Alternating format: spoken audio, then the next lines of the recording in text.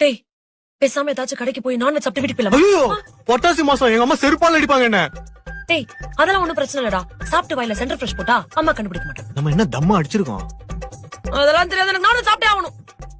ஏய் அம்மாட்ட இருந்து கூட மறைச்சிடலாண்டி, மேல கடவுள்கிட்ட இருந்து எப்படி மறைப்பேன். டேய் ஒரு நாளைக்கு ஒரு வேளைக்கு கொஞ்சோண்டு சாப்பிட்டா கடவுள் எதுவும் சொல்ல மாட்டாருடா.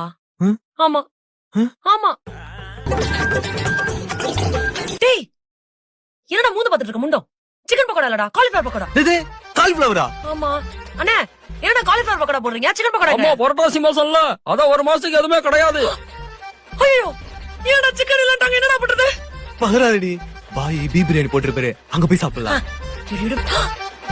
என்னது இது? என்னடா பாய் கடை பூக்கடை ஆயிட்டு இருக்கு? பூ வாங்கிறியாமா? அம்மா இல்ல, இங்க ஒரு பாய் பீஃப் பிரியாணி கடை போட்டிருந்தாரு, அவருங்கம்மா. அவரு கடையை எடுத்துட்டு புரட்டாசி மாசம்னு அவரு போயிட்டாரு. நான் கடையை லீஸுக்கு எடுத்துட்டேன்.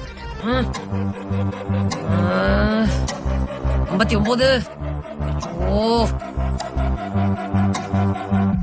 12 என் புரட்டாசி விரதம் முடிஞ்சிருச்சு. ஏ அர்ச்சனா, என்னது இந்த நேரத்துல சிக்கன் பிரியாணி வாங்கி வச்சு தின்னுட்டு இருக்க?